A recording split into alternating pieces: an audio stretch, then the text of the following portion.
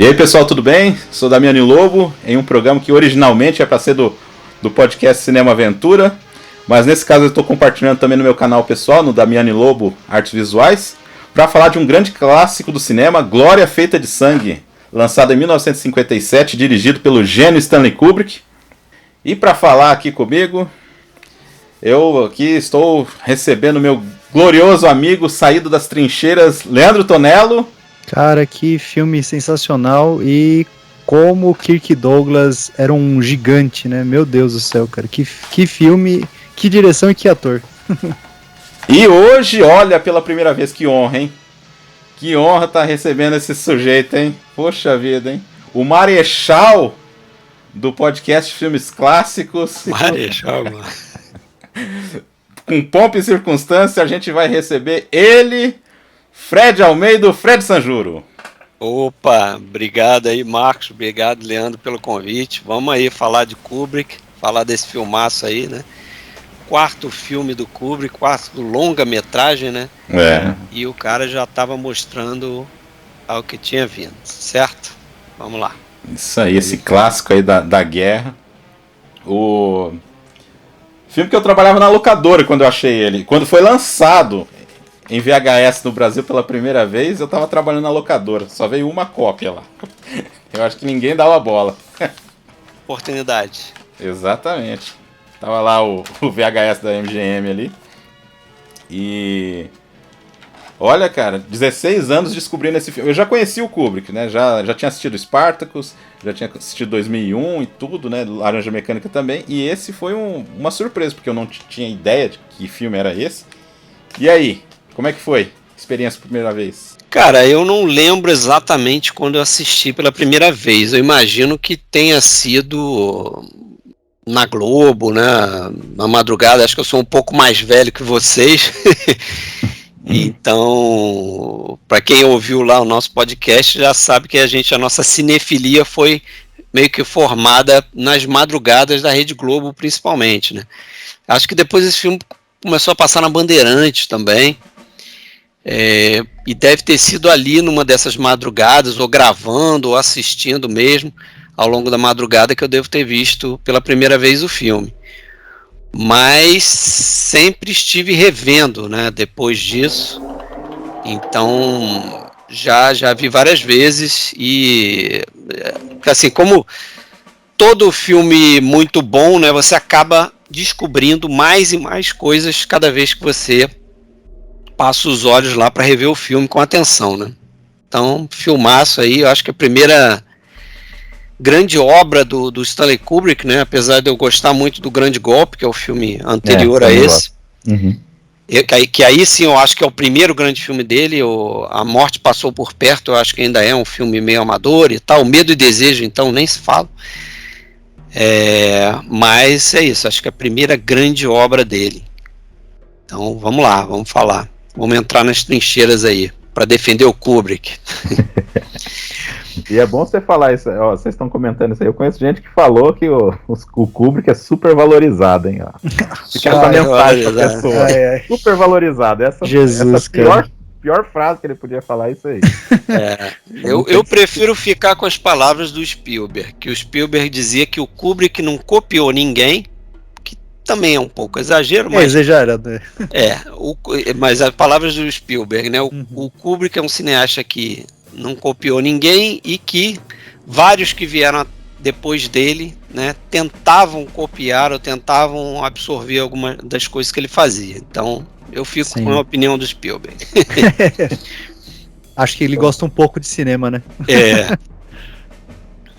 Vamos dar aquele plano geral ali da pré-produção ali, apesar do, que nem o Fred falou, do Grande Golpe ser um grande filme, né, sem trocadilhos na frase, mas ser um grande filme. Não foi bem de bilheteria, né, foi meio mais ou menos, né, o pessoal tava meio confuso ali um pouco, até o filme tem uma narração para facilitar um pouco as coisas pro pessoal, né. No comecinho, né. Uhum. Aí o então chefe da MGM, o Sherry, gostou do filme, contratou o Kubrick e o James Harris, né, que é o amigo ali do Kubrick, né, o coprodutor, para trabalharem para ele, né, e eles tinham um monte de projeto ali de roteiros, direitos autorais de livros que eles podiam escolher e desenvolver, mas o trabalho que eles escolheram, né, escolheram comprar os direitos por $10 mil, foi a adaptação de um livro escrito pelo Humphrey Cobb, que eu não li, tá? Eu acho que nem tem em português, né, esse livro. Né? Eu desconheço, eu acho que não tem. Que lutou na Primeira Guerra Mundial, então é aquela coisa do eu estava lá, é o meu registro, né? Mas acaba que o Scherer, ele é demitido da MGM, né? E não vai pra frente nenhum projeto que eles tinham, né? Com a dupla lá, com o James B. Harris e o Stanley Kubrick, né? E acaba que o Kubrick fica com eles, como você falou, eles adquirem os direitos, né, para fazer o filme, para adaptar o livro, e contratam roteiristas, né? Primeiro eles contratam um roteirista chamado Jim Thompson, que é o mesmo roteirista que fez o Grande Golpe, né? Tinha escrito o roteiro para eles do Grande Golpe. Eles fazem um draft e depois botam outro roteirista, Calder Willingham, para dar uma martelada ali naquele roteiro, dar uma melhorada. E acaba que o Kubrick contribui também, se você for ver o crédito do roteiro do polêmico, filme. Né? Polêmico, né? Cada um puxando a sardinha pro seu lado ali, falando que não ficou nada do trabalho de um, do outro que ficou e tal, mas sempre polêmico isso aí, né? O Kubrick gostava de fazer isso também, né? De puxar muita sardinha pro lado dele, mas ele tem crédito de roteiro nesse filme aí. Acho que o crédito foi para 3, né? Para 3, pro Kubrick, pro Thompson e pro Willingham, né? Os 3. E acaba que eles levam esse roteiro para os grandes estúdios de Hollywood e nenhum deles topa fazer, né? Então essa coisa só vai sair do papel quando isso cai lá no colo do Kirk Douglas. E o Kirk Douglas, então, já uma estrela estabelecida, gosta do que lê ali e decide bancar o filme, né? Correr atrás do financiamento para fazer o filme, junto com a United Arts. Ele convence o pessoal da United Arts que aceita fazer, mas com orçamento baixo, e se eles fizessem na Europa, né?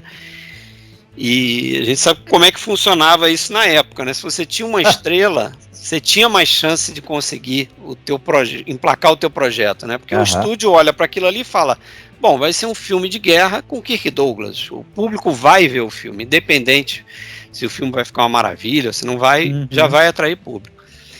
E foi assim que esse filme saiu do papel, né? E você pode dizer até a carreira do Kubrick, né?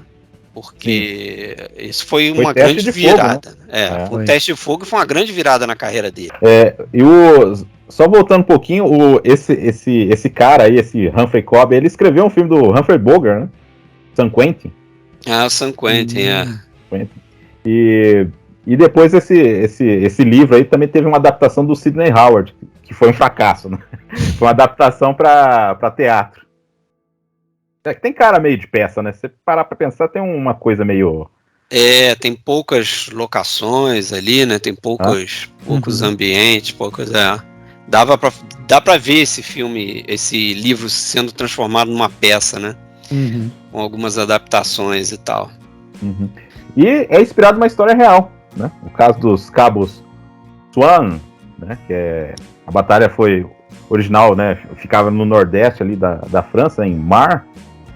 Então teve tudo que aconteceu no filme, que a gente já vai entrar no filme, tudo não, né? Mas foi levemente baseado em eventos que aconteceram lá naquela época, né? Porque, na verdade, eram 18 caras que viraram 4, né? No filme são só 3.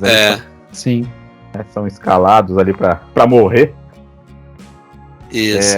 E o nome, né?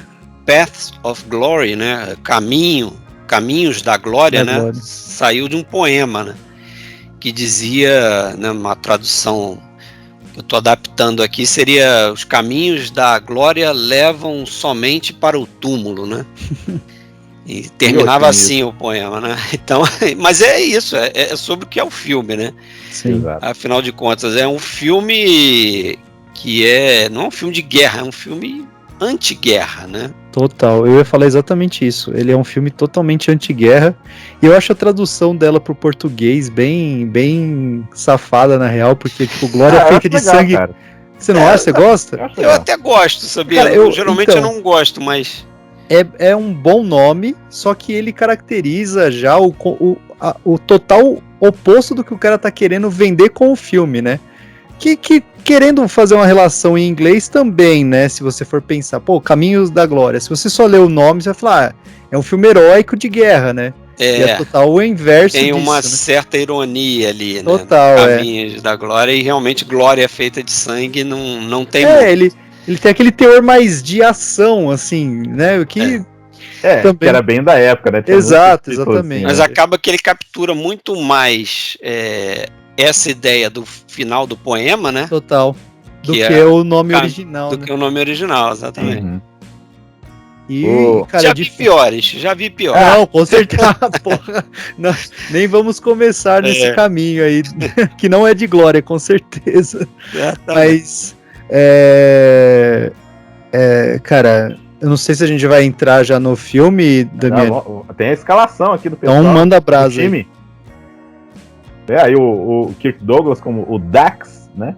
Sim. E, cara, ó, eu vou falar a verdade, gente. Eu gosto do Kirk Douglas, acho uma presença em filme, mas esse papel eu acho que é o melhor desempenho dele. Eu gosto da Montanha de Sete Abutres, mas esse aqui... Era um dos preferidos dele também, né?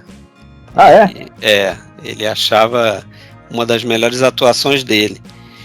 E o Kirk Douglas é isso aí que você falou, né? Ele tem uma presença que... Ontem eu comecei a ver o Tempo Não Apaga. Acho que é esse o nome em português ruim. O nome é The Strange Love of Martha Ivers. É o primeiro filme do Kirk Douglas. Em que ele faz até um papel diferente, que ele faz um papel de um cara mais fragilizado e tal, né? E geralmente ele faz um papel contrário, né? Um cara mais forte, mais durão e tal. E ali ele já rouba a cena. Se você viu, não sei se o Leandro viu, imagino que o Marcos deva ter visto Fuga do Passado, né, o filme noir com o Robert Mitchum, que já tem uma presença enorme. Pô, quando o Kirk Douglas está em cena, tu basicamente olha pro Kirk Douglas, né? Então, cara de enorme presença, assim, né? Não, gigantesco, cara. Uma presença assim que é o que você falou, ele rouba a cena pra ele. Assim, apesar de ter personagens icônicos nesse filme, assim, que tem atuações nojentas a nível, tipo, que te deixam enojado mesmo, você fala, caramba, e você não vai esquecer do cara por causa disso, mas o Kirk Douglas é sensacional, cara. Aí tem o Ralph Meeker, né, como Philip Paris, ou Paris, né, o Paris, né? Ele fez o Kiss Me Deadly e também tá no... Né, que é um noir fantástico também, né? O Kiss Me Deadly. Que aqui no Brasil agora a gente vai ficar puxando os nomes do português. Morte num Beijo, né? Morte num Beijo, esses nomes horríveis. O filme do Robert Aldrich, né? Excelente filme.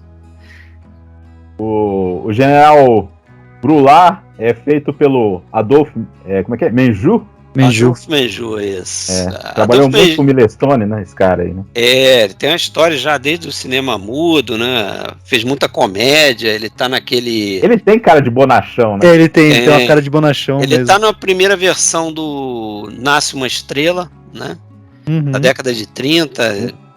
Foi indicado a Oscar para um filme que é a primeira versão de um filme que depois o Billy Wilder filmou, né? Que é a Primeira Página. Tem uma versão na década de 30, ele tá lá também. É um excelente ator, veterano já, quase 70 anos, né? Quando fez aqui o Glória Feita de Sangue. Acho que trabalhou com o Chaplin também, né?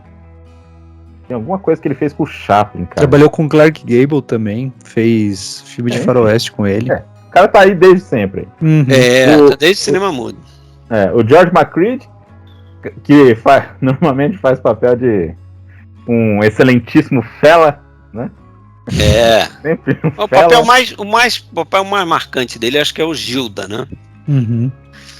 Mas ele já tinha feito filme com o Kirk Douglas, né? Ele fez o Chaga de Fogo, do William Wyler, que ele até contracena com o Kirk Douglas e ele é o vilão, né? O George McCready é o cara lá que o Kirk Douglas tenta prender, é um médico que faz abortos, né? E aí o Kirk Douglas é um detetive, tenta incriminar ele e tal. Outra grande atuação também. Vocês chegaram a comentar esse filme, né? Na biografia do William Wyler, né? A gente fez a filmografia do William Wyler, um dos filmes foi esse aí, Chaga de Fogo. Aí tem o Wayne Morris, coitado, fazendo o Roger. Não, ele é o cara que acusa, né? O Wayne Morris é o cara que vai dedurar o outro lá, falar, não, ele era covarde também, né? Muito interessante o papel dele, também outro fela no filme. O Joey Turkel tá no filme, cara. Um dos caras que mais trabalhou com o Kubrick, né? Pois é. O Joey Turkel, quem o pessoal vai lembrar, é o Barman. Barman, do Iluminado. Fez Blade Runner também, fez o Tyrell, mano. Tyrell, É verdade. Esse outro papel marcante também. Esse eu não esqueço, não. Esse aí o Leandro tem tatuado no braço, esse filme aí, ó.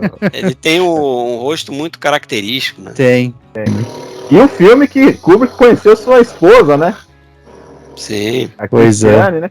Cara, eu tava vendo, ela é irmã do Ian Harlan, né? E aí eu tava vendo, ela é parente do Wade Harlan, que é um dos cineastas mais prolíficos da Alemanha nazista, que fez aquele O Judeu de Zuz.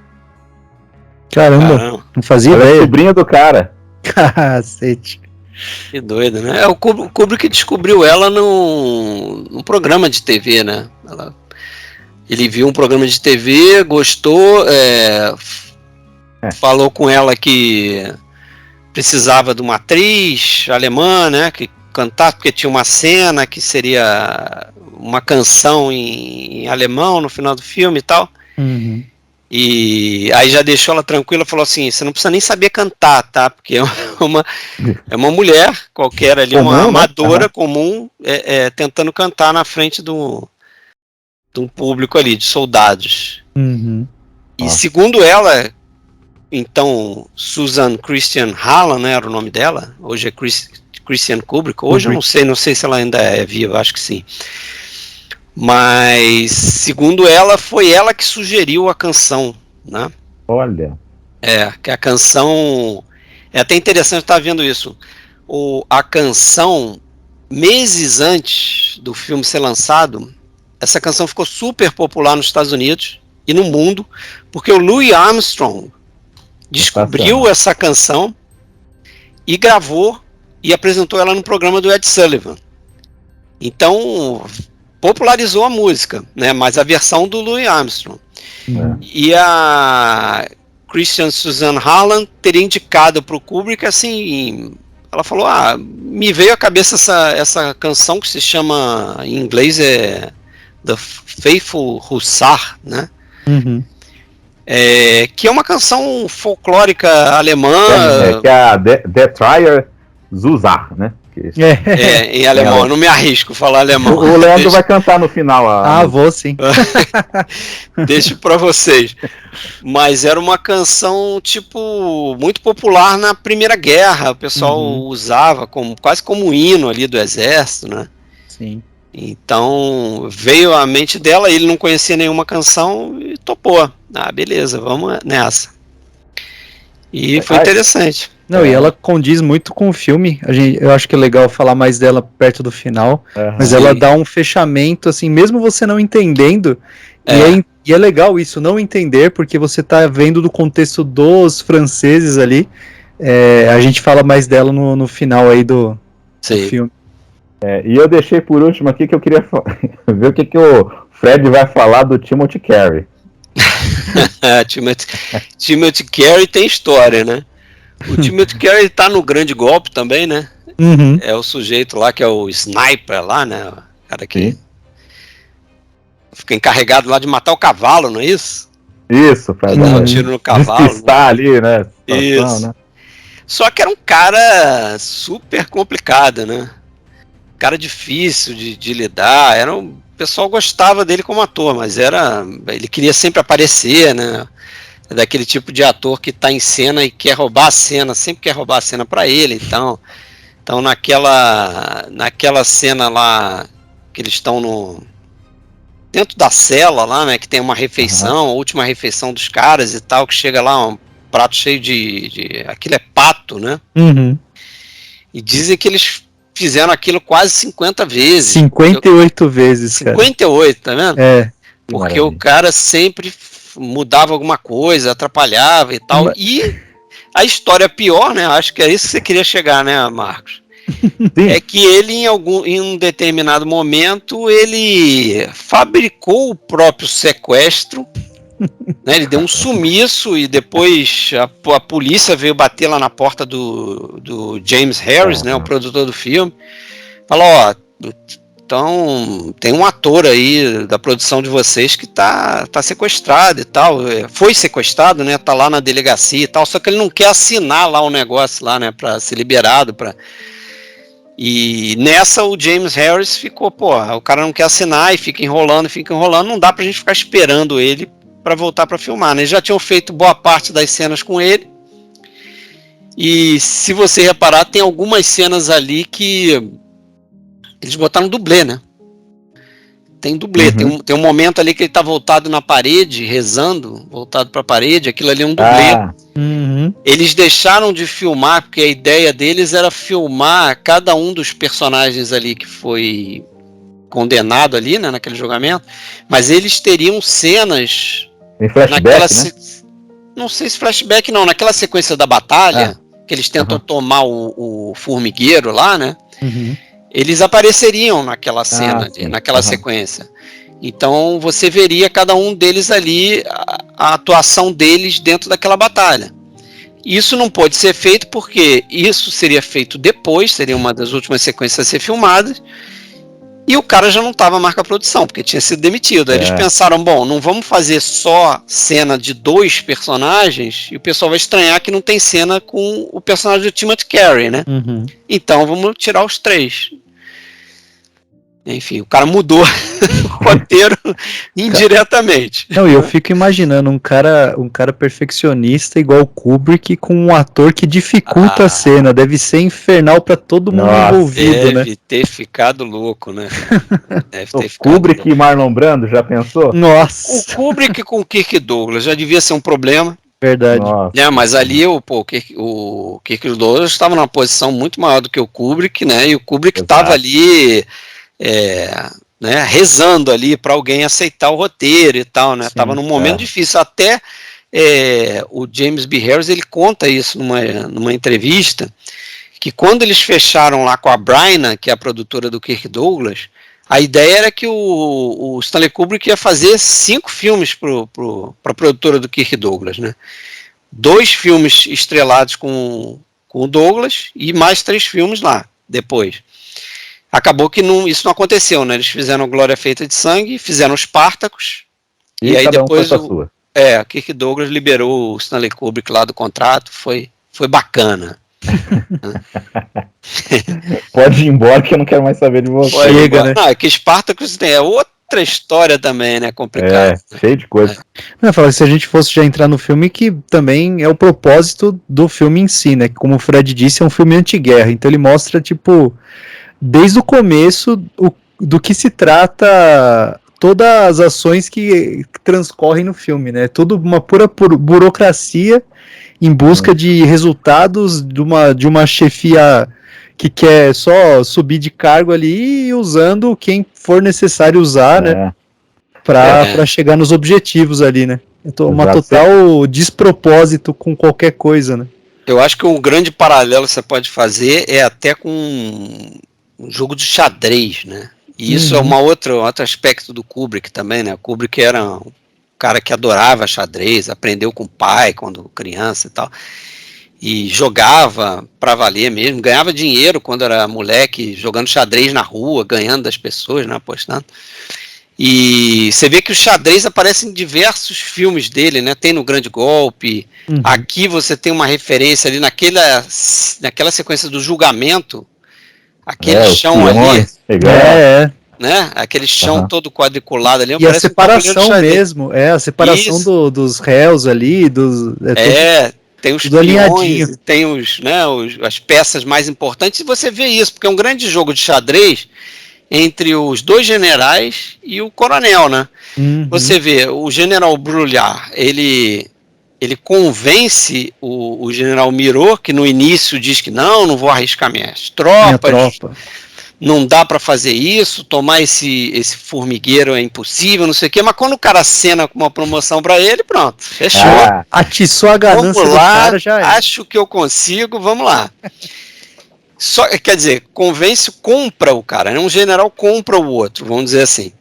Só que quando você vai para o general Miro convencendo o coronel Dax, que é o Kirk Douglas, aí a coisa já é diferente, né? Até pelo caráter do Kirk Douglas, a forma como ele obriga o Kirk Douglas a fazer o que ele quer é justamente ameaçando tirar ele do comando, né? Da tropa. Quer dizer, não, você acha que você precisa de férias, você tá muito mal, vamos lá. Não, tá bom, então vamos lá, vamos tentar fazer isso aí. O encontro entre eles, primeiramente, é amigável até, né?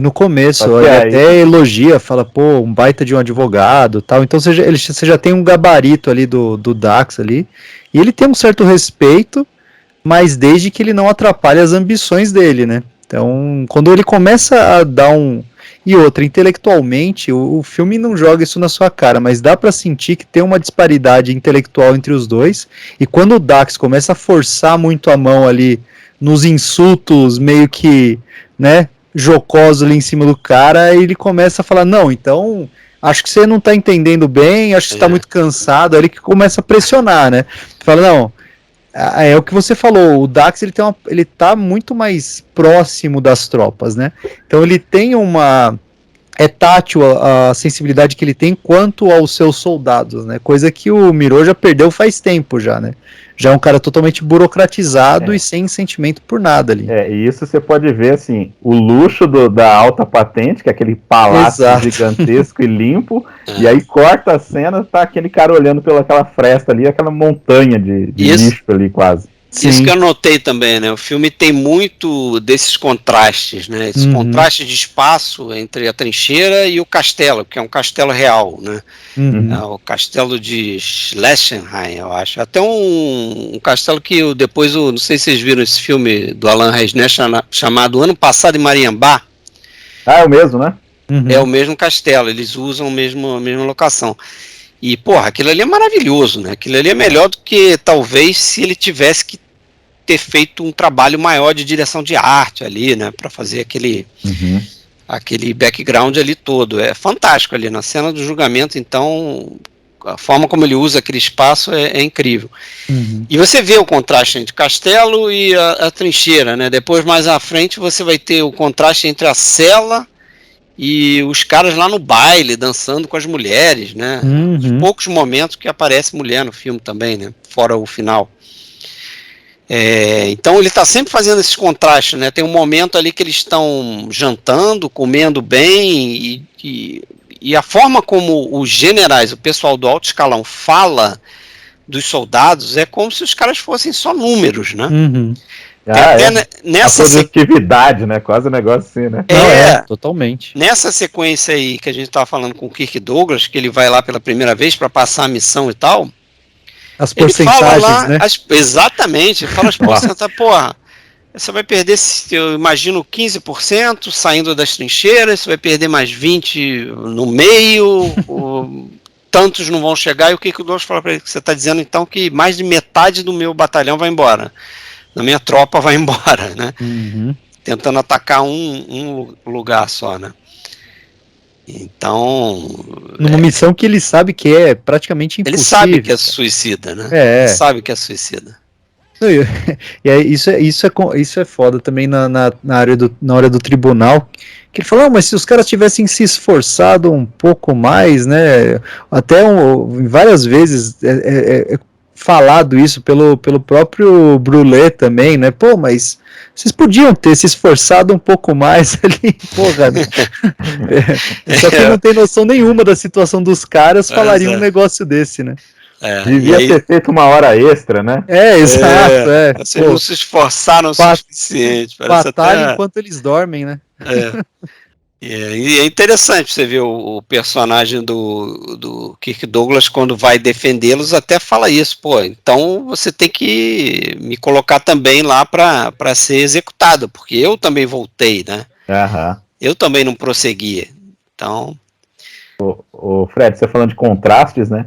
E é legal que as duas grandes sequências de vamos dizer assim, de Steadicam, não é um Steadicam, mas aquele plano, né, do carrinho ali, né? Ficou muito marcante pro filme. A primeira vez que aparece é focando o general chegando ali, então tem toda aquela imponência. Quando ela aparece de novo no filme, é o ponto de vista, eu acho que do Dax chegando ali, Dax. Aquela fumaça, toda aquela já é outra situação, né? Outro ambiente, né? Exatamente. Aquela forma de filmar ali as trincheiras, aquilo nunca tinha sido feito num filme de guerra, né? Não, isso é fantástico. Isso então é uma inovação assim nesse sentido, dá um efeito bacana. Eu fico pensando como eles fizeram aquilo, porque você vê que tem uma trilha ali, né? Tem uma trilha ali, não sei se de madeira e tal, que, claro, teria numa trincheira mesmo, né? Tá para o cara não ficar pisando na lama e tal. Sim. Mas como eles movimentaram essa câmera ali, porque como você falou, não tinha Steadicam só vai começar a ser popular na meados da década de 70, né? Para frente. Ali, Rock, Toro Indomável depois, né? Mas nessa época não tinha esse sistema, né? Steadicam, para quem não conhece, é aquele sistema de estabilização da câmera, né? Então, era carrinho mesmo. Agora, como os caras conseguiram empurrar com aquilo ali sem balançar a câmera, realmente. Enquanto o pessoal de pirotecnia tacava o dedo, né? Porque tudo explodindo em volta, terra caindo dentro da trincheira. não tem CGI ali não, galera. Não, o espaço pequeno também, né? Minúsculo. O espaço entre os dois lados da trincheira ali, bem apertado, então... Toda aquela movimentação, aquele bando de gente ali no canto, né? Todo mundo ali, né? É impressionante, é impressionante. E aí, ali que ele fala, né? Qual que é o melhor amigo de um soldado? Que é o rifle, né? Que é o rifle dele, né? Ele fala com um dos soldados lá. Nossa, tá limpando aí. E a outra que o cara fala assim, não, o que aconteceu com ele? Não, ele tá com um trauma de guerra. Nossa, isso não existe. Isso não existe, Isso dá um incentivo pro cara lá. Não, dá um tapão na cara do maluco. Exato, né? Dá um tapão, né? Lembra até o Patton, né? Vocês já viram? Patton, então, eu lembrei disso, cara. Eu acho que foi uma referência, assim, né? Porque pra você ver como o filme é influente também, né? Até a gente tava até comentando, né, Leandro, no Nada de Novo no Front, esse novo aí. Aquela sequência que eles estão correndo ali, avançando. Cara, é quase a mesma coisa do Glória Feita de Sangue ali. Sim. Os caras correndo ali nas trincheiras, na avançando. Na terra de ninguém ali, é bem parecido ali. E o negócio da poeira também, né, que nem eu falei ali, que é aquela hora que a poeira cobre, assim, aquele corredor ali, né, você não vê nada ali, né. O cara vai entrando. Acontece isso também no Nada de Novo no Front, só que é os tanques chegando, né. E, cara, essa cena é impressionante também, cara. A câmera ali, eu acho que deve ter sido carrinho também. E seguindo os caras e a cena seguindo os caras pela trincheira, assim, é sensacional. Mas ali dá pra imaginar como eles fizeram ali, porque provavelmente eles botaram o carrinho no lado, né? No lado, né? Vai acompanhando de lado, né? Então vai indo, você não vê o trilho mesmo, né? Sim. Agora, quando você tá andando no meio das trincheiras, né? Como não ver o trilho, né? Isso que é incrível. Tem a cena da patrulha também, que é uma tensão assim que plano e contraplano dos caras e só que nada, assim, tipo, é só uma paisagem parada, assim, cara, e é uma tensão excepcional. E mostra o caráter, né? Sabe que a trilha me lembra muito umas coisas tipo Masaru Sato, o Fumio Hayasaki, trilha sonora, né? Só de parece uma coisa meio japonesa, assim, eu lembro muito daqueles caras da época lá. Sim. Essa trilha é de um cara chamado Gerald Fried. E parece que é uma das primeiras trilhas a usar apenas instrumentos de percussão, né? Então fica lá os tamborezinhos lá, aquilo dá uma tensão, cara, né? Principalmente no final ali, quando tem a execução, que eles estão se aproximando, né? Vão ser presos lá naqueles postes lá e tal. Porra, aquilo dá uma tensão danada. E essa sequência aí que você falou aí da patrulha, que vão os 3 ali, né? Tem um que morre, aí tem o personagem lá do Wayne Morris, né? O Roger, e tem o Paris que vai testemunhar, né? É interessante que tem um outro aspecto desse filme que a gente não lembra também, é que o filme não mostra o soldado alemão, né? Não. Apesar de ter alemães no filme, porque a gente sabe que, principalmente naquela sequência final ali, os soldados franceses eles são interpretados por alemães, né? O filme foi feito na Alemanha, então eles pegaram o pessoal de lá para fazer o filme, claro. Você não vê o soldado alemão, né? Você não vê o inimigo, né? Sim. E isso acaba gerando uma situação que, né, de novo, o que o filme quer passar é que, no caso aí, o inimigo não importa ali, não é o soldado alemão que é o inimigo daquela tropa. Não está se tratando realmente disso. O inimigo tá ali dentro, né? É a guerra em si, né? Guerra todo o processo. E essa situação, exatamente como você falou da burocracia, do cara fazendo negócio porque vai subir na carreira, né? O Roger sendo um covarde e jogando as frustrações dele no Paris, que estudou com ele, inclusive, né? Isso. Ele fala, nunca gostei dele, inclusive, né? E tem essa divisão muito clara, né? Ele inclusive, quando o Paris lá fala pra ele, eu vou te denunciar, não sei o que, ele pergunta, você já tentou denunciar um oficial? Quer dizer, tem essa divisão bem totalmente delimitada do oficial e do peãozão, né? Do soldado base ali. E o cara ali enxugando uma lá, né? Sim. O cara, você vê. Depois, quando ele voltou, ele só entornando o negócio lá, né? Ele é um alcoólatra covarde, cara. Mas, Leandro, a gente não pode falar isso porque a gente falou que os soldados alemães lá no programa da queda se drogava e bebia, o cara achou ruim, né? O pessoal não gostou muito que a gente falou mal do abuso de entorpecentes dos soldados alemães nazistas, cara. Mas, cara... Deve ser uma situação complicada, né? O cara vai apelar para um escapismo ali. Lógico. Eu vejo, assim, como o cara seja empurrado nessa direção, né? De ter que usar alguma coisa, tá sempre dopadão, porque não deve ser fácil, né? Tu subir naquela trincheira lá e atravessar aquela terra de ninguém lá. Sim, e outra, né? Sendo um cara já moralmente dúbio, igual o Roger que no final parece realmente, ele é um covardão, isso é nítido, mas no final, eu não sei se vocês interpretam dessa forma, mas você sente que realmente ele se arrepende ali, mas ele vê como sendo tipo, ou ele ou eu, porque ele jogou o cara ali, porque o cara viu, né, de forma ali tácita a covardia dele exposta, né, e o quanto a covardia dele foi tão danosa a ponto de um soldado morrer por causa disso. Então esse é o cara perigoso, né? É o cara que lidera e é um covarde. Então ele tinha que, de alguma forma, eliminar o Paris ali, que era a única... Tava escancarado isso na cara dele, né? E é legal que tem esse paralelo, né? Porque a mesma coisa você pode dizer, ou quase a mesma coisa você pode dizer da situação do general Miro. Quando ele manda atirar nas tropas dele e também na frente de testemunhas. Exato. Porque depois aquele cara lá do rádio lá vai lá falar com, né, o cara que recebeu o comando e disse, não, só aceito por escrito, senão não faço. Ele vai lá caguetar lá pro coronel Dax, aconteceu isso, isso e isso. E também a gente fica com a sensação de que a punição vai ser nada parecido com a punição dos 3 ali. No final. Não, vai ser acobertado completamente, né? E isso E até você vê o nível de desumanização dessas pessoas, né? Quando o próprio o Brunet lá, ele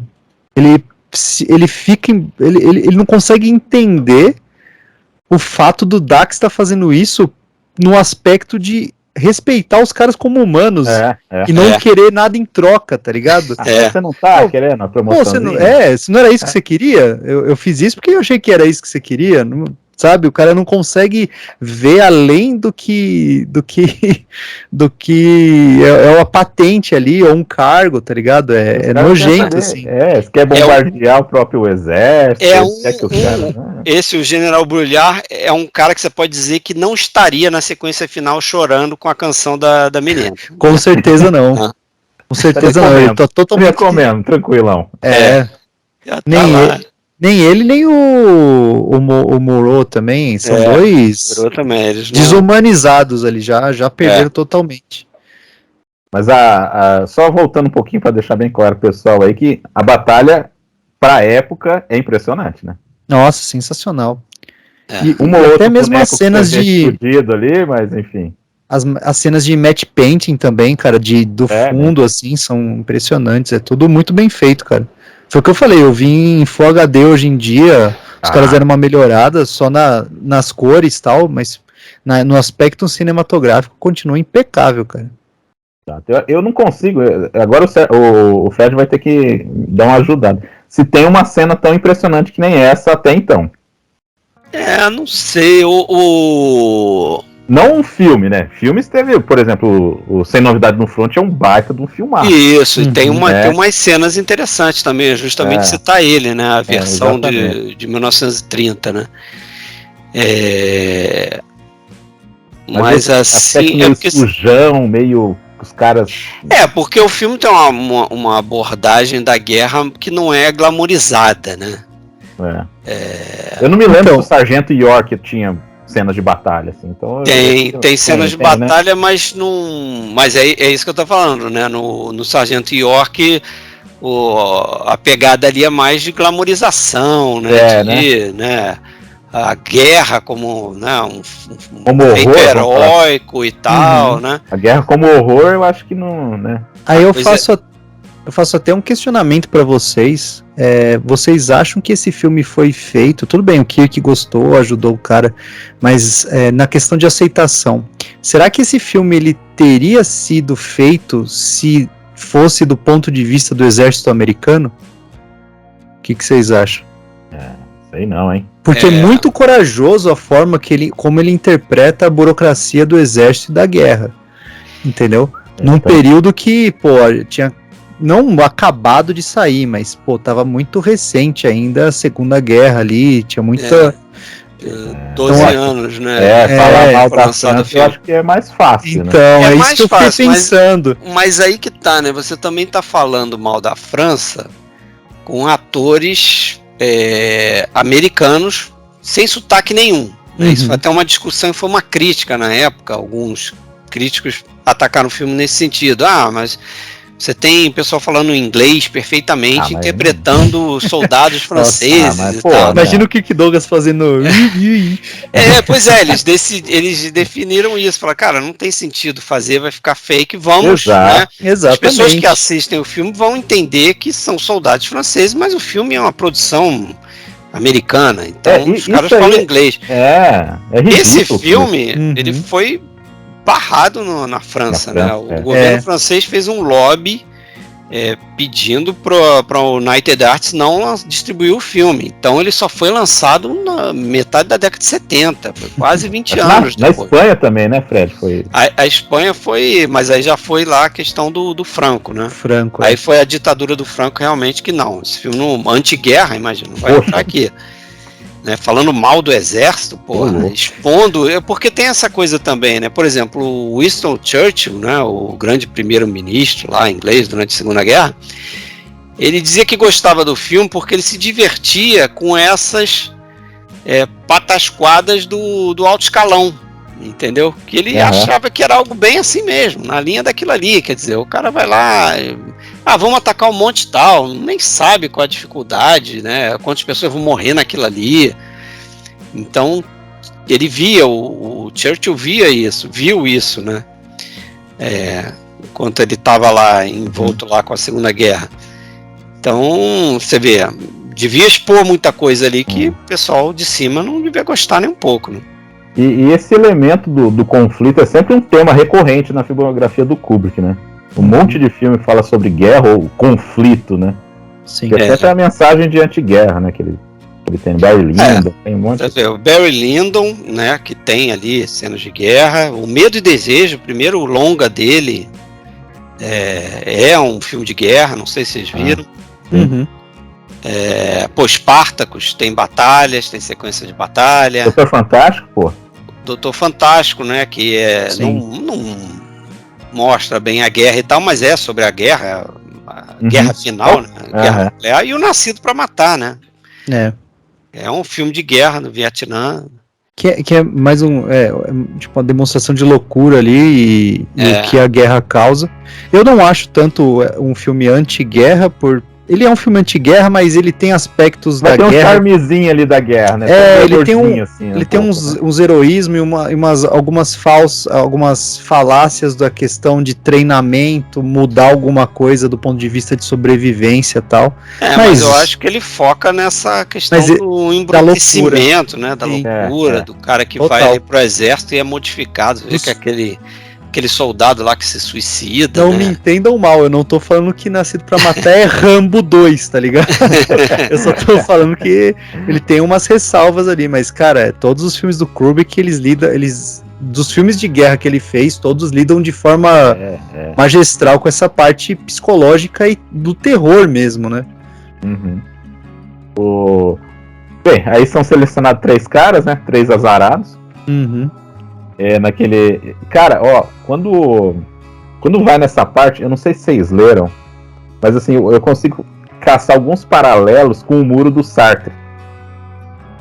Eu não li nada disso, tá? Mas é uma coisa assim que quando eu vejo assim, porque também tem a questão assim, quando eles vão lá pra serem julgados, o cara nem fala que eles são acusados, né? Já? Sim. Fala, todo mundo já sabe porque que eles estão aqui, não sei o quê. No Muro do Sartre, que é um conto que ele lançou em, acho que 38, 39, não lembro, tem uma situação que os caras são entrevistados, e já é o julgamento. Os caras não sabem também. E são 3 caras, então por isso que eu fico... Eu queria esse paralelo. Tem o lance do padre também, que aí o cara fala assim, porra, mas eles estão preocupados se a gente tá bem de saúde, se a gente vai ser executado amanhã. No livro e na vida real, né, eram 4, né? Eram 4 soldados. Inclusive no livro tinha um dos oficiais que se negava a indicar um soldado. Então acho que eles tiraram do filme porque no livro mostra que tinha uma saída, né? Um oficial poderia se negar a indicar um cara. Mas eu acho que na vida real foram 4 mesmo, né? Executados ali.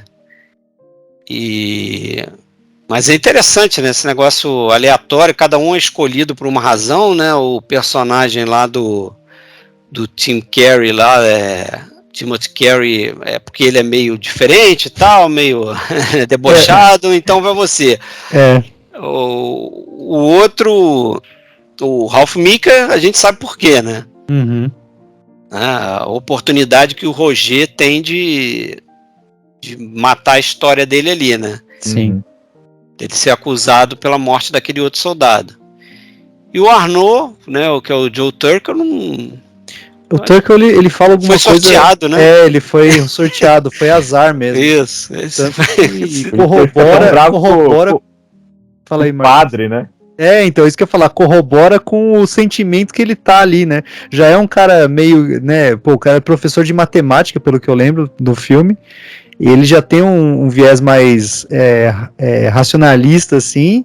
E quando ele vê o padre ali, cara, e você vê o Paris lá, tipo, não vai fazer mal eu rezar, né? Tipo, já tô aqui mesmo, né? Mano, eu naquela situação ali, eu acho que ia partir pro estilo Turkel ali, mano. Também, eu não... Ia não ficar escutando ladainha de padre, não, cara. Eu acho engraçado também a forma que o Timothy Carroll lida com a situação, porque ele fala, não, o Dax vai dar um jeito. Quando ele percebe, mano, é imediato, assim, quando ele percebe que não vai ter jeito, aí ele já cai no colo do padre, assim, tipo... já cai aos prantos, né? Acabou. E é engraçado que um começa chorando e tal, e o padre consegue levantar. E aí o outro, o do Timothy Carey, que estava nessa situação aí, ainda esperançoso, depois é ele que começa a chorar no final, né? Na linha da morte, ali no corredor da morte, eles invertem um pouco de papel, né? Agora, interessante, vocês estão falando do padre, não sei se o pessoal vai lembrar, quem viu Os Brutos Também Amam, talvez lembre dele. Que ele é o vilão. Ele é o cara lá, é o chefe da quadrilha que tem lá o confronto depois com a família do Van Heflin, né? E com o Alan Ladd também, né? Com o Shane e tal. Ele é o vilãozão lá, é o chefe. Caramba. Tá bem modificado. É isso que eu ia falar, não ia associar, não, cara. Ele não. Olha só. É estranhão, né? Não tem cara de padre ali, sei lá. Vai ver, ele era um criminoso que se arrependeu e virou padre. Virou padre, pode ser. Tá aí também o jeito que ele fala, né? Ele dá umas cutucadas no Timothy, né? Pô, mas como você quer ser lembrado? Não quero morrer. Para de chorar aí. Até ele se enche o saco. O cara fica pendurado no braço. Até ele. Dizem que aquilo ali foi meio improvisação, que o coisa fica lá pendurado no braço do padre, Scary, foi improvisação dele, né? Dizem. E o cara é altão, né, meu? 1,93 m, sei lá, um cara gigante, assim, perdendo todas as esperanças ali, é tenso. Não, e a cena é emblemática, né? Pô, os caras vão fuzilar um maluco praticamente com uma hemorragia cerebral ali, não, dá uma apertão na bochecha dele pra pelo menos ele dar uma abridinha no olho. Cara, isso é muito absurdo. É um absurdo, uma faca pra ser fuzilado. O cara tá em pé, exatamente, em pé, deitado numa maca, né? Amarrado na maca. O outro lá chorando. Não, é trágico se não, né? Se não fosse... Tragicômico, né? Exatamente, é horrível, cara. A situação toda ali. Você falou de relação com o livro, assim, a parte do processo me lembrou o processo do Kafka mesmo, cara. A total, né, o Dax ainda fazendo um esforço para dar alguma lógica para aquele tribunal, né? E ele vê que é totalmente infundado tudo aquilo, é só um teatro. E não tem, né? Não vai adiantar nada. Eu gosto daquela sequência ali que se você reparar como o Kubrick filma o Kirk Douglas, né?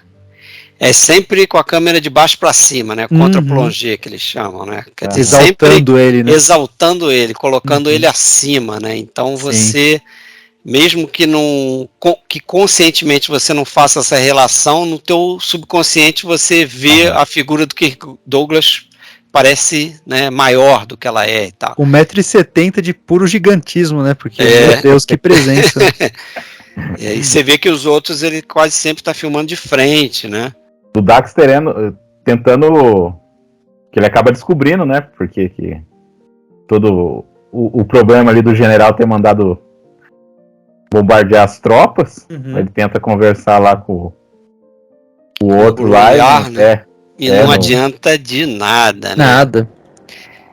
Tem interessante isso, né? O Brulhar que começa com essa história, né? Ele que traz a missão pro Miro, e o Miro passa pro Dax. A missão de atacar o formigueiro. Ou seja, ele é o grande responsável.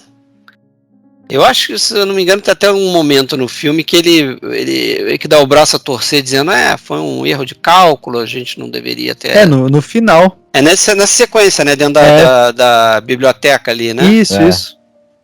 Ele reconhece o erro dele, mas a gente sabe que para ele não vai acontecer absolutamente nada, né? O Miro vai ter alguma complicação, porque acho que isso fica claro no final ali, né? Quando tem os três sentados e o que é uma surpresa, né? Você acha que vai acontecer aquilo lá? Né? Surpresa, pra quem tá assistindo a primeira vez, né? Uma surpresa, mas assim, você pode até imaginar se isso não é uma exigência daquelas do tipo de... O vilão tem que pagar de alguma forma, né? Então, E o Kubrick estava preocupado com o final do filme também, né? Tinha esse aspecto também, né? O Kubrick queria um final onde os homens não fossem executados, né? Mas o próprio Kirk Douglas queria o final como está no livro, né? Não o final do filme, né? Mas o final do livro são os homens sendo executados, e parece que foi o Calder Willingham, o roteirista, que convenceu o Kubrick a fazer uma sequência adicional, aquela sequência da moça cantando, para não terminar ali com os homens sendo executados, né? Seria a última coisa do filme. Assim, tem uma melancolia, mas ainda é esperançoso, né? Aquela sequência, a minha interpretação ali é que ela dá uma levantada, né?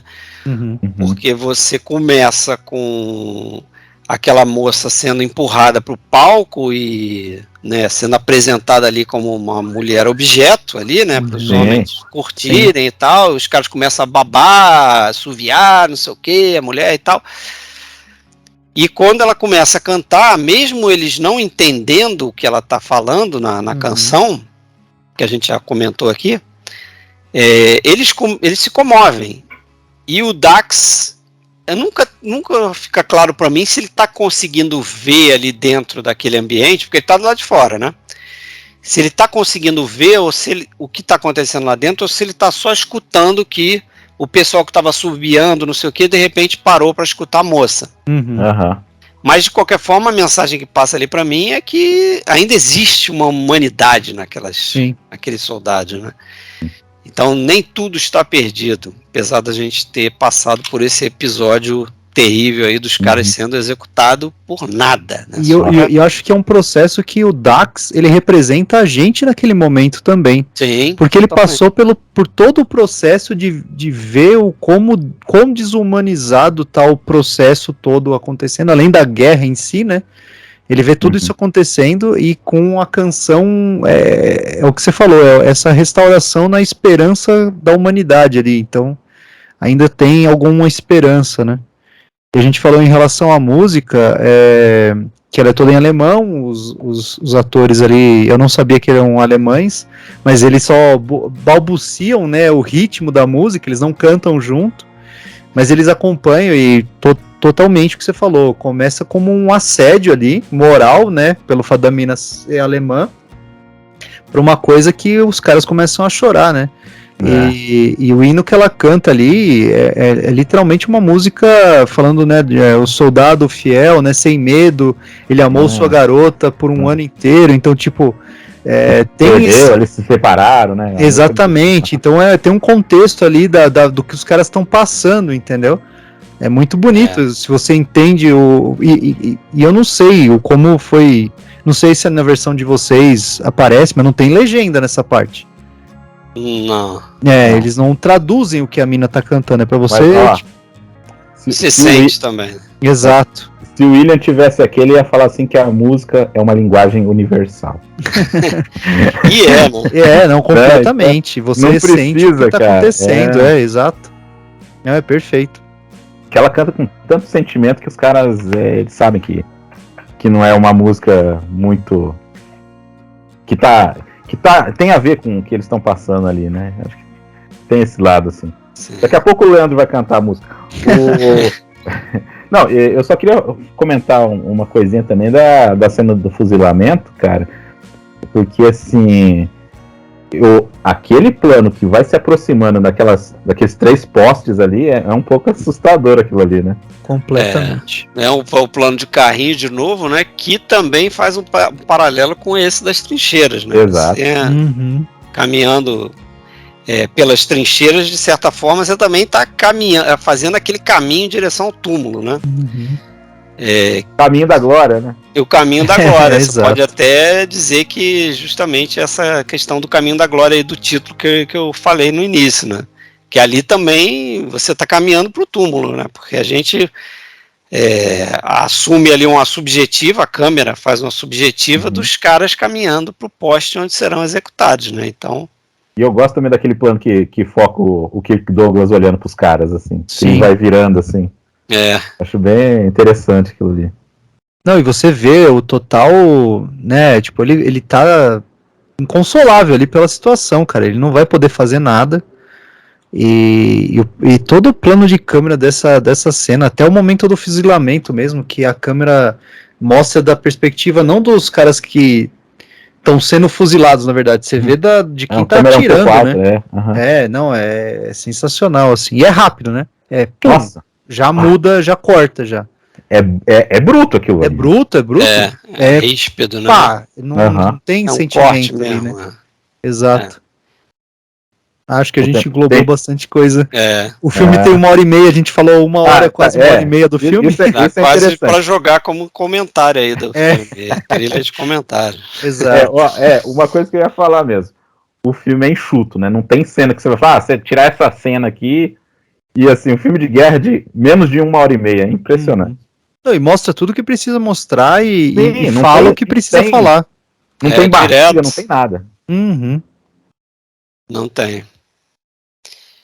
As pessoas que não entenderão o final vão dizer que aquilo é uma barriga. Pô, mas como assim? Que aquele final, mulher cantando, né? Mas aí, né? Daí você não tá entendendo. Mas eu acho que quem faz o esforço é que assim, cara, a gente gosta de cinema. Mas pra quem não gosta, algumas coisas são barreiras que, se o cara consegue já tá no nível de chegar até o final do filme, ele com certeza ele vai entender ali, ou no mínimo vai. É verdade, é verdade. Porque, cara, tem barreiras assim que pro pessoal. Porque, que não gosta filme já é velho, né? Aquele negócio, o filme já é velho, preto e branco. Exato. O Kubrick super valorizado, né? Porra, a Primeira Guerra Mundial, não é nem a Segunda. É mais velha ainda. Não é uma guerra heróica, né? Igual a Segunda Guerra foi, né? Ou uma guerra violenta, igual o Vietnã, né? Porque os caras adoram classificar, né? Então, então assim, tem barreiras intransponíveis pro público geral ali, que se o cara já se interessa em ver... O cara não vai nem chegar no final. Não chega, cara, não chega, não. Assim, mas assim, eu acho que a gente resumiu bem aí, mais ou menos, fez esses comentários pra galera aí, falando que, assim, na minha opinião, tá no meu top 5 filmes de guerra, todos os tempos. Acho que do Kubrick é difícil ganhar 2001 em Laranja Mecânica, eu acho. Mas esse filme, assim, se alguém falasse assim, esse é o meu filme preferido do Kubrick, eu falei assim, não, beleza, você tá certo. Porque realmente é espetacular. Eu não sei se... o Kubrick tem muita coisa boa, né? Boa, é difícil falar, cara. Por exemplo, o Barry Lyndon, eu acho excelente. Apesar do ritmo, né? Passou a gostar mais. Ele tem uma coisa meio Laranja Mecânica, né? Ele tem uma coisa de sátira, assim, de ser meio humor negro, ele tem uma coisa assim que, se o pessoal pescar essa, vai curtir mais o filme. Quase uma fábula também, né? Um negócio assim meio... mas eu, por exemplo, vou dizer, o que eu colocaria ele na frente de quem? Eu prefiro Glória Feita de Sangue ao Lolita, por exemplo. De Olhos Bem Fechados. Esse é fácil também. O Medo e Desejo mole, A Morte Passou por Perto. O pior também. É o Medo e Desejo, né? Pra mim, o pior dele é o Medo e Desejo, mas é compreensível, né? O filme, esse sim, uma guerra, né? Fazer esse filme. Né? É um filme totalmente amador, ele fez várias coisas ali no filme e tal. Com a equipe também bastante amadora. Tudo muito enxuto ali, né? Sem dinheiro, né? Não dá pra entender. Eu gosto mais do Glória Feita de Sangue do que o Spartacus. Eu acho que o Spartacus tem os problemas e tal, mas é aquela coisa também, Spartacus, direção do Kubrick, mas não é um filme do coração dele, né? É mais do Kirk Douglas. Esse sim, o Spartacus é mais do Kirk Douglas do que do Kubrick mesmo. Eu prefiro Ele é o Nascido para Matar também. Tá no meu top 3 aí do Kubrick aí. 2001, Laranja Mecânica e ele. Eu acho que não. Eu acho que eu colocaria 2001, Laranja Mecânica, e hoje eu colocaria o Barry Lyndon, talvez. Olha só! Eu passei a gostar muito do Barry Lyndon. Legal, cara. O Iluminado eu gosto bastante também. Também. Doutor Fantástico também, sempre gostei. Ele estaria no meu top 6 aí, cara. Como o sexto. O Marcelo ia falar assim pro seu, Fred. Mas o Doutor Fantástico só é bom por causa do Peter Sellers, ele ia falar. Não, que é isso? Imagina. Não. E que o Peter Sellers faz 3 papéis ali, né? Caraca. Só não cozinha no filme, né? Ele faz de tudo no filme. Ele não... Assim, difícil ver o filme sem ele, né? Sem o Peter Sellers ali. Exato. Que é um diferencial ele fazendo 3 papéis, né? Então eu só quero agradecer, Fred, prazerzaço ter você aqui, cara, porque, se o Cinema Aventura meio que é um filhote aí do podcast Filmes Clássicos, então, pô, te receber aqui foi uma honra, cara. Valeu mesmo, espero que você desbrave outras batalhas aqui. Opa, só chamar. Eu agradeço o convite aí, valeu, Leandro, valeu, Marcos, mais uma vez pelo convite. Pô, falar de cinema e cinema clássico, uma delícia, sempre bom. Finalmente, hein, Fred? Todo mundo vindo aí. Você deixou. E deixou por último, tá certo. Não, aí tem o Rafael ainda, ele não vai estar. O Rafael não. Mas ele vai ligar esse ano. Então você deixou o melhor por último, pô. Rafael. Rafael, todo mundo ali é muito bom, pô. Fábio, Marcelo, William, né? Pessoal, você já chamou o Hugo, não? Já. Então, o Hugo. Fez o Hugo e o William juntos. Opa, eu sei que você fez o Fábio com o Marcelo, né? Não, foi o William com o Marcelo. Não teve um Fábio com o Marcelo também? Não. Então confundi. Então eu acho que foi o Hugo que chamou os dois. É verdade, pode ser. Eu me confundo com esses filhotes todos aí. Mas é isso aí, Leandro, novamente, valeu. Continuar falando de filme bom, falando de filme ruim também, que a gente gosta de falar mal também, às vezes. Mas esse filme é espetacular. Por favor, quem estiver nos ouvindo aí e quiser se aprofundar um pouco nos filmes mais antigos, cara, pô, acompanha o Fred aí, o pessoal dos filmes clássicos aí e não tenha medo, cara. Tem muita coisa boa para ser desbravada também nas coisas antigas. Exatamente. Com certeza. Valeu, o Leandro que só vai voltar agora no Yakuza, eu acho. Que é só no esse Yakuza, daí. Já tá preparando. Já vou fazer meu outro braço aqui, um já tá tatuado. Agora só falta. Yakuza, o que é o filme com Robert Pitt? Vamos falar de cinema e porrada de filme. Legal. Porque tem um filme chamado Yakuza com Robert Mitchum, década de 70, né? Exatamente. Então, gente, valeu, um abraço, até mais. Valeu.